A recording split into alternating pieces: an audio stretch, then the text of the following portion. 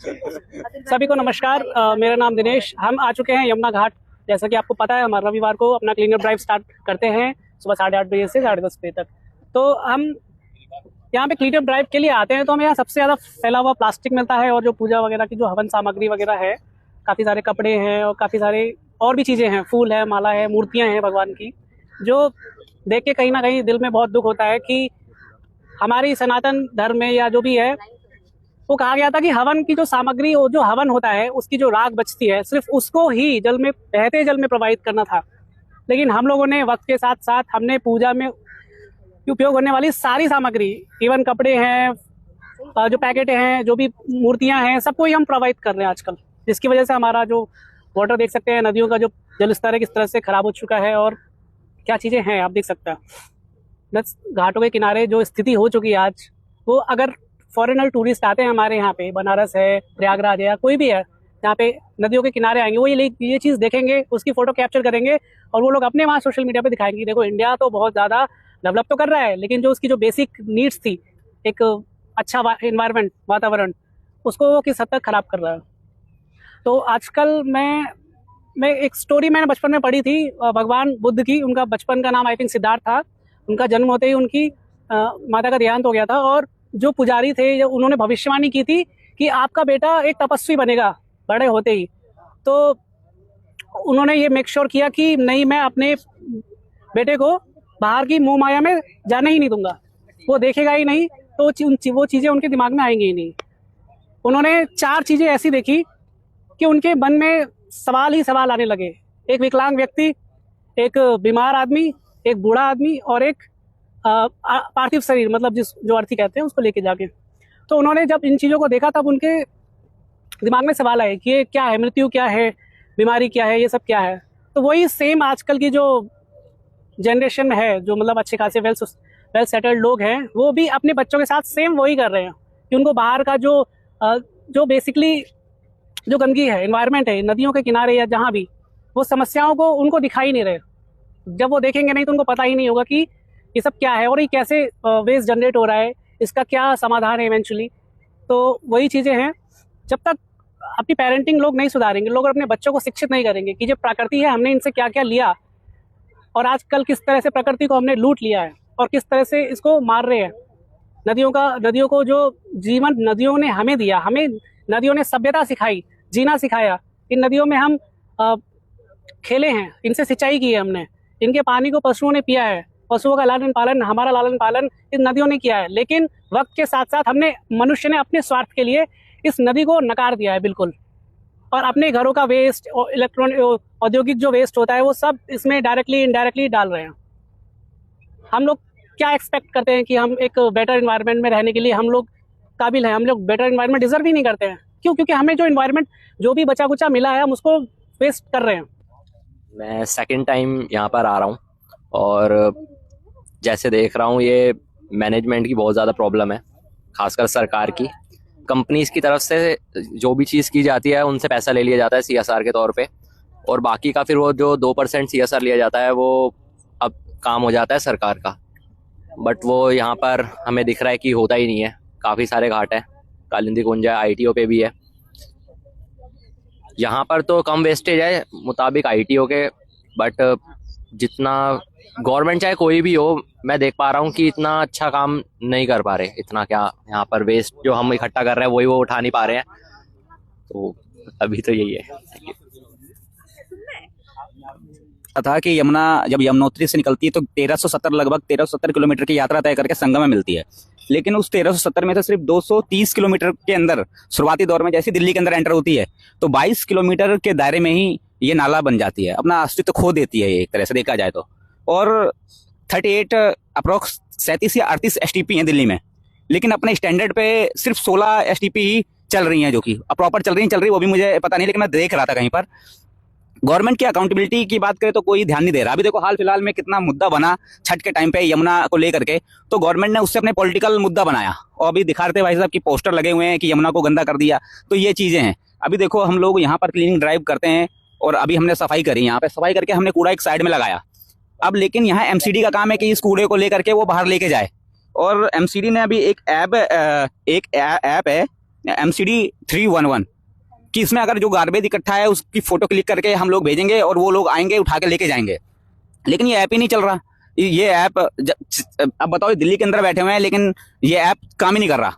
तो ऐसा लगता है कि पता नहीं कौन अकाउंटेबल, कोई गवर्नमेंट अकाउंटेबल है या MCD है, पता नहीं। लेकिन एक दूसरे को बस दोष देना है, एक गवर्नमेंट दूसरों को दोष देना है। देख रहा था कि पिछले 7 सालों में 7,000 करोड़ रुपए केंद्र सरकार और राज्य सरकार, दिल्ली सरकार ने खर्च किए हैं पिछले 7 साल में।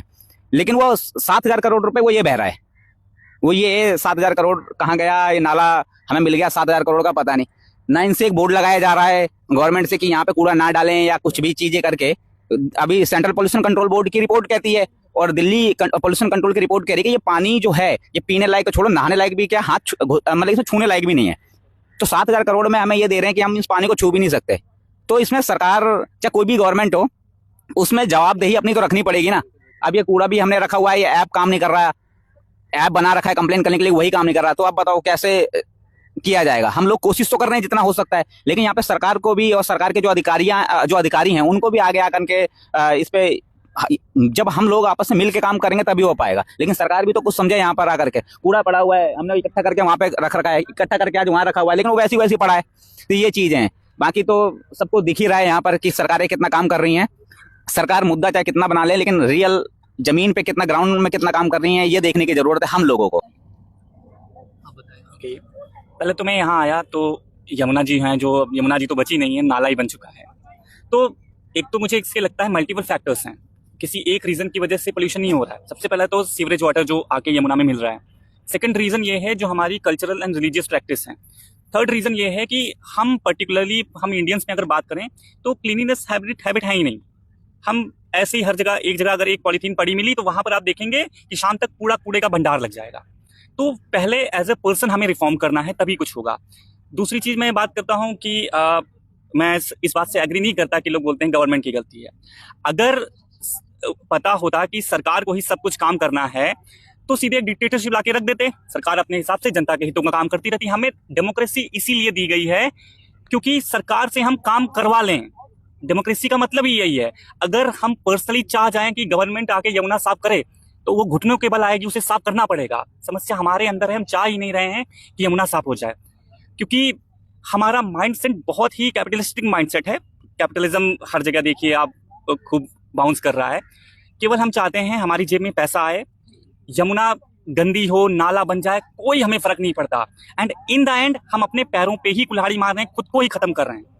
क्योंकि अगर ये खराब होगी, इसमें होगा तो ये हमारे शरीर पे भी प्रभाव डालेगी एंड हमारे organ failure, various types of diseases हो रही हैं जो कि इस गंदे पानी की वजह से हो रही हैं, जो हमारा स्मॉग है उसकी वजह से हो रही है। तो मुझे लगता है कि गवर्नमेंट को रिफॉर्म करना तो बात की बात है, पहले खुद को रिफॉर्म करना होगा। अगर हम खुद को रिफॉर्म कर लेंगे तो गवर्नमेंट भी रिफॉर्म हो जाएगी।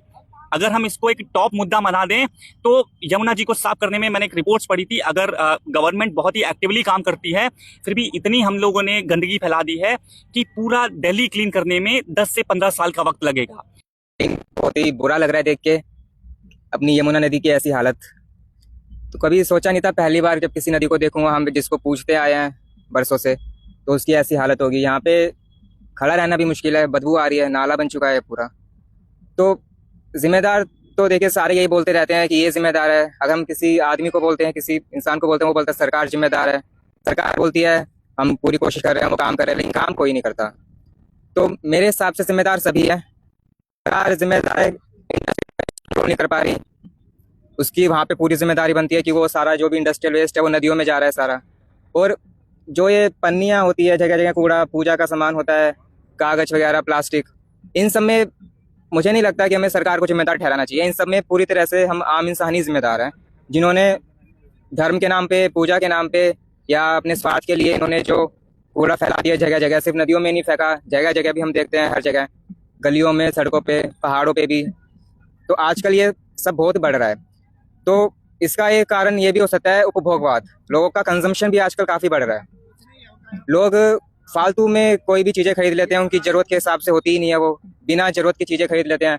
तो जो पुरानी चीज़ें हैं वो ऐसी वो वेस्ट में जाती है। तो एक कारण हो सकता है कि अगर हम कंजम्पशन भी अगर हम थोड़ा कम करें, जितनी की ज़रूरत हो, क्योंकि प्रकृति हो गया या पूरा अध्यात्म हो गया, ये हमें यही सिखाता है कि जितना हम प्रकृति से ले सके, जितना हमारे लिए ज़रूरत है, उससे ज़्यादा हमें नहीं लेना। जी, उत्तराखंड से ही हूँ मैं भी, और वहाँ की जो नदियाँ वहाँ से आ रही हैं वो बिल्कुल साफ स्वच्छ होके आ रही हैं। और यहाँ पे आके हम देखते ही हैं कि अभी जब भी आते हैं बोलते हैं कि यार नदी नहीं है, नाला ही है तो ये वाकई में नाला ही है। कि नदी का पानी इसमें अगर होता तो नदी का पानी ऐसा काला तो नहीं होता इसमें, क्योंकि इसमें सीवेज का जो अनट्रीटेड वेस्ट है वही मिलाया जा रहा है। अब मैं अगर अपने सही की बात करूँ तो इसमें अब मेरे बॉडी का भी 70% तो है पानी ही, जल से ही बनी है मेरी बॉडी। और अगर हम पूरी इस पृथ्वी पर जाएं तो वो भी 70% पानी ही है। अगर हम इसको अभी नहीं बचाएंगे तो 70% तो हमने खराब कर ही दिया। फिर जो बचा कुचा है, अब यहाँ पे देख रहे हैं, अब नवंबर दिसंबर के महीने में आते ही अब यहाँ पे सांस लेना भारी हो जाता है दिल्ली पूरे एनसीआर में। यहाँ की हवा इतनी ज़्यादा पोल्यूटेड हो जाती है। तो अभी जैसे फरवरी में अगर चुनाव आ रहे हैं तो आपके पास अभी चुनाव का ऑप्शन है, और ऑप्शन तो खैर हमेशा ही रहता है, पर अभी जब चुनाव आ रहे हैं तो आपको चुनने का मौका है कि आप किसी ऐसे नेता को या किसी ऐसे दल को चुनिए जो आपको, मतलब आप उनसे मांग कीजिए। और मांग से पहले हमारा संविधान हमें अधिकार देता है, हमारे बेसिक जो राइट्स हैं कि साफ हवा, साफ पानी, साफ इन्वायरमेंट। तो हमें खुद भी जागना होगा, सरकारों को भी जगाना होगा। चुनाव के टाइम पर उनसे ये सवाल कीजिए कि आपने पिछले 5 सालों में या आने वाले 5 सालों में हमें दिया क्या और हमसे क्या क्या ले लिया। जो हमारी ये साफ नदियाँ थी उसमें नाला और अनट्रीटेड सीवेज वगैरह ये सब मिला दिया है, ये कब साफ होगा। डेडलाइन दी जाती है, लेकिन वो डेडलाइन के पार होने के बाद भी कुछ तो इम्प्रूवमेंट आया। वो इम्प्रूवमेंट के नाम पे भी वो डेडलाइन केवल एक वो पास हो जाता है, वो डेटा के रूप में बस बचा रह जाता है वेबसाइट में कि ये डेडलाइन थी और वो डेडलाइन पार हो गई, अब नेक्स्ट डेडलाइन आ जाती है उसके बाद। तो जैसे एक तारीख पे तारीख वाला डायलॉग था, तो वही व्यवस्था डेडलाइन ही आगे बढ़ रही है, ना ही साफ होने का काम बढ़ रहा है। तो अभी इलेक्शन के टाइम पे तो खास तौर पे लोगों की ये अभी होना चाहिए कि इस टाइम पे सवाल जरूर करें, जो भी नेता, जो भी दल उनके पास आ रहा है, कि आप इसका सॉल्यूशन कैसे करेंगे। और अगर जिन लोगों को सॉल्यूशन पता है तो उसके इम्प्लीमेंट की तरफ उनको जाना चाहिए, अवेयरनेस करके उनको। पाथ है वहीं से शुरू होता है, और मैं पोंटा साहिब भी हो चुका हूँ। तो पोंटा साहिब से ही ये जो रिवर आती है, जो हिमाचल प्रदेश और उत्तराखंड का बॉर्डर है, तो वहाँ मैंने देखा है कि रिवर जब अपने अर्ली स्टेज में होती है तो वो बहुत ही फ्रेश है, लेकिन जैसे ही वो अपने मिडिल पाथ या फाइनल पाथ में आ रही है तो ये बहुत गंदी हो जा रही है। तो इसका जो फाइनल निकल के आ रहा है कि कहीं ना कहीं अर्बन सिटीज़ में कुछ प्रॉब्लम है, उनका वेस्ट मैनेजमेंट का प्रॉब्लम है। जब हम बाहर देखते हैं तो ज़्यादातर ध्यान यही दिया जाता है कि पानी को जब छोड़ा जाए तो अच्छे से क्लीन करके छोड़ा जाए। मैं wild life institute of India में भी गया, वहाँ भी नमामि गंगे के कैंप चल रहे थे। तो सबका जोर यही है कि सफाई करी जाए, लेकिन फाइनल जो स्टेज होनी चाहिए कि टेक्नोलॉजी को यूज़ किया जाए। हम यहाँ भी देख रहे थे कि क्या बैक्टीरिया को यूज़ किया जा सकता है रिस्टोरेशन के लिए, रिसाइकलिंग के लिए, लेकिन वो चीज़ गवर्नमेंट की तरफ से ही हो सकती है। तो मुझे लगता है गवर्नमेंट कहीं ना कहीं लैग कर रही है अर्बन प्लानिंग में और रिस्टोरेशन में। हम बार बार कह रहे हैं कि प्राइवेट इंस्टीट्यूट को मौका दिया गया है, CSR करा गया है, और अब वेस्ट मैनेजमेंट की बात चली गई कि कोई कंपनी अगर वो प्लास्टिक का पॉल्यूशन करती है तो उसे वापस लेने की भी जिम्मेदारी उसकी है कि, लेकिन वो हम देख पा रहे हैं कि यहाँ कुछ रिजल्ट नहीं आया है। एक देख के तो बहुत बुरा लग रहा है। मैं वैसे भी मुंबई के अंदर बीच पे काम कर चुका हूँ, 4 महीने कंटिन्यू काम करके आया था, तो वहाँ पे भी यही हालत है सेम। लेकिन वहाँ पे अवेयरनेस अभी ज़्यादा हो रही है, लेकिन यहाँ पे नहीं है।